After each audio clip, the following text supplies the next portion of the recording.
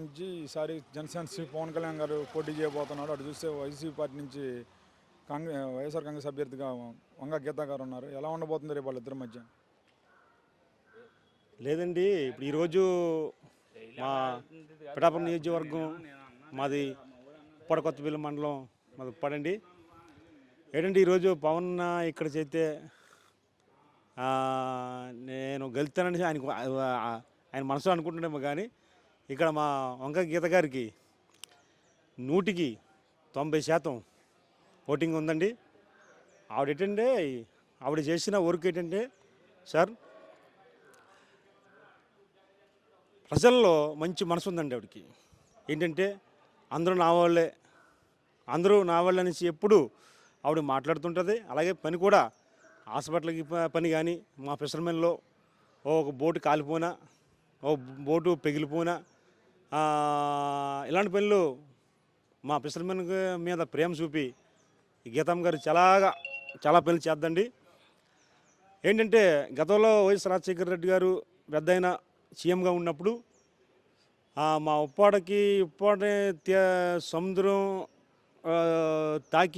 తాకిడికి ఉప్పాడలో ఉన్న ఇల్లులు, గుళ్ళు, దేవాలయాలు, చర్చిలు ఇవన్నీ పోతుంటే అప్పుడు మా గీత గారండి ఎమ్మెల్యేగా ఉంది. ఆ రోజు సీఎం గారితో మాట్లాడి మా ఉప్పాడికి జియోసు పెట్టి ఆ రోజు ఒక 15 కోట్ల దాకా జియోసు పెట్టి రాళ్ళు కొట్టేసి ఉప్పాడిని కాబట్టినందుకు రక్షణ కొట్టేసిందండి ఆ రోజు కూడా. ఈరోజు కూడా మేడం గారు ప్రతి ఒక్కరికి హాస్పిటల్ వర్క్ కానీ ఏ నీడ్స్ వచ్చినా, అనుకోకుండా ఏ నీడ్స్ వచ్చినా 1 లక్ష కాదు, 2 లక్షలు కాదు, 10 లక్షలు కాదు, ఎన్ని లక్షలని చేరే ఆవిడ తను మేడం గారు వర్క్ చేద్దండి. కానీ ఇక్కడ చూసినట్లయితే ఏదైతే ఉందో కాపు కమ్యూనిటీ చాలా బలంగా ఉందో. 90,000 పైచీలు కోట్లు ఉన్నాయి. పవన్ కళ్యాణ్ గెలుపు నల్లేరు మీద నడకే అంటున్నారు. మీరేమంటారు? లేదండి, కాపులో కూడా లేదండి, కుర్రోళ్ళు లాంటి వాళ్ళండి. కాపుల్లో కూడా కుర్రోళ్ళు లాంటి వాళ్ళు ఉన్నారండి. 100కి ఒక 10 మంది 15 మంది ఉంటారండి. వాళ్ళు మాత్రం ఎత్తాలి కుర్రోళ్ళు. లేదండి, కాపుల్లో కూడా చాలా మంచి వాళ్ళు ఉన్నారు. కాపుల్లో కూడా మంచి మనసెట్టి ఆలోచించుకోవాలి కూడా ఉన్నారు.